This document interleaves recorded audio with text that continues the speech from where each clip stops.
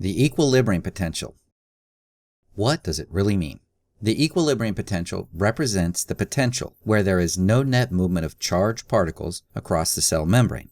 Let's explain it this way. First, we'll express the intracellular and extracellular concentrations in milliequivalents per liter. Now, the orange bar represents the intracellular concentration of ion X, while the blue bar represents the extracellular concentration of ion X. In the upper right-hand corner, we have the Nernst equation, where the equilibrium potential is shown in green and expressed in millivolts. Also, the intracellular ion concentration is shown in orange, while the extracellular ion concentration is shown in blue. Now, to the right of the potential axis, we have a green arrow, which points to the equilibrium potential that corresponds to that seen in the Nernst equation, and it represents the electrical potential where there is no net movement of ions in or out of the cell. The yellow arrow, which sits above the equilibrium potential, represents the potential at which ions will move out of the cell. The purple arrow, which sits below the equilibrium potential, represents the potential at which ions will move into the cell. Now, with that in mind, let me show you how the equilibrium potential changes as intracellular and extracellular ion concentrations are increased or decreased.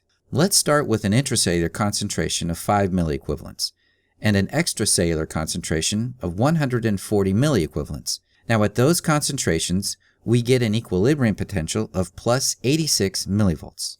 Now, at these concentrations, the concentration gradient favors the movement of ions into the cell. This occurs when the potential is more negative than plus 86 millivolts. However, if we made the electrical potential more positive, we could force the ions to move out of the cell against its concentration gradient. We'll talk more about the relevance of this in another lesson. All right, let's move the intracellular and extracellular concentrations to 15 and 135 milliequivalents respectively, which, by the way, is typical for sodium ions. Now, at these concentrations, the sodium equilibrium potential equals plus 59 millivolts.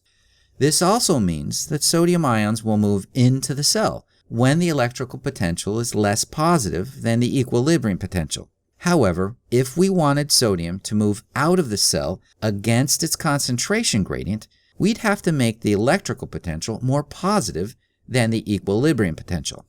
Let's continue by watching what happens to the equilibrium potential as the intracellular concentration is increased, while the extracellular concentration is simultaneously decreased. Notice that as this happens, the equilibrium potential becomes less positive.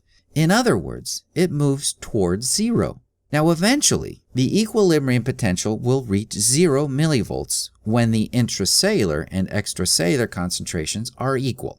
Now, as the intracellular concentration begins to exceed the extracellular concentration, the equilibrium potential becomes increasingly more negative, as we see here.